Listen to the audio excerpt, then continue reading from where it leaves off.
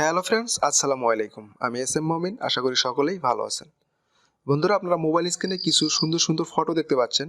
তো এই ফটোগুলো দেখে মনে হচ্ছে হয়তো এগুলো ডিএসএল ক্যামেরা দিয়ে তোলা।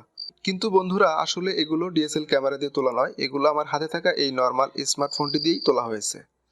তো বন্ধুরা, এইরকম সুন্দর সুন্দর ফটো আপনার হাতে থাকা স্মার্টফোনটি দিয়ে কিভাবে তুলবেন সেই বিষয়টাই আজকের এই ভিডিওতে দেখিয়ে দেবো। সেজন্য অবশ্যই ভিডিওটি ফার্স্ট টু লাস্ট দেখতে থাকুন এবং অবশ্যই ভিডিওতে একটি লাইক দিয়ে দেবেন। আর যারা এখনও আমাদের চ্যানেলটি সাবস্ক্রাইব করেনি তারা অবশ্যই সাবস্ক্রাইব করে আমাদের পরিবারের সদস্য হয়ে যাবেন।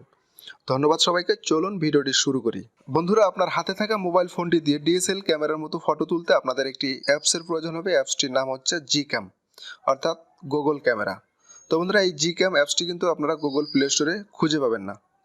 তো আমি আপনাদের দেখিয়ে দিই।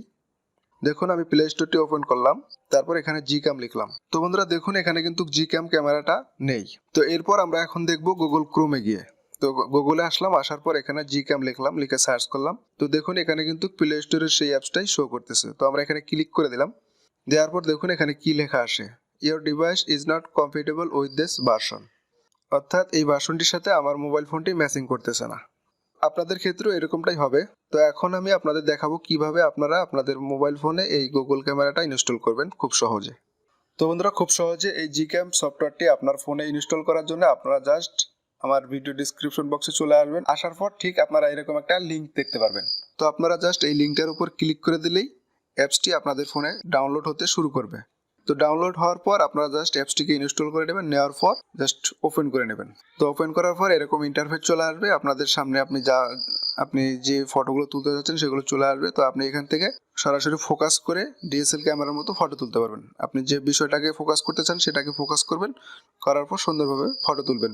সেম ডিএসএল ক্যামেরার মতোই ফটোগুলো হবে। এরপর আপনি এখান থেকে ভিডিও করতে পারবেন, একদম ডিএসএল ক্যামেরার মতো ভিডিও করতে পারবেন। ভিডিও ব্যাকগ্রাউন্ড ব্লার হবে এবং যে বিষয়টাকে আপনি ভিডিও করতে চাচ্ছেন সেটা ফোকাস করবে, অটোমেটিক ফোকাস করবে। তো বন্ধুরা, এই ছিল আজকের ভিডিও। আশা করি ভিডিওতে কিভাবে Gcam দিয়ে ডিএসএল ক্যামেরার মতো ফটো বা ভিডিও তুলতে হয় তা শেখাতে পেরেছি। ভিডিওটি ভালো লাগলে অবশ্যই লাইক করবেন। আর যারা এখনও আমাদের চ্যানেলটি সাবস্ক্রাইব করেনি তারা অবশ্যই সাবস্ক্রাইব করে আমাদের পরিবারের সদস্য হয়ে যাবেন। ধন্যবাদ সবাইকে। দেখা হচ্ছে পরবর্তী ভিডিওতে। সে পর্যন্ত সবাই ভালো থাকবেন, সুস্থ থাকবেন। আল্লাহ হাফেজ।